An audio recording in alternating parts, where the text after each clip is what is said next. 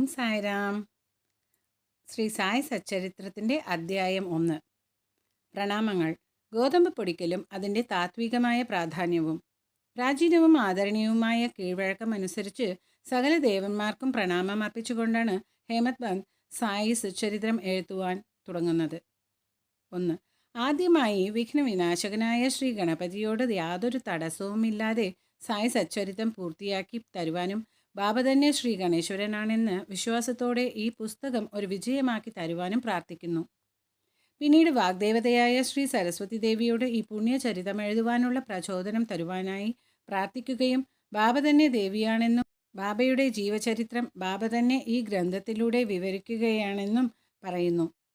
പിന്നീട് സൃഷ്ടി സ്ഥിതി സംഹാര ദേവതകളായ ബ്രഹ്മ വിഷ്ണു മഹേശ്വരന്മാരെ സ്തുതിക്കുകയും ബാബ തന്നെ ഈ ദേവന്മാർക്ക് താതാത്മികത്വമുള്ള സദ്ഗുരുവായാണെന്നും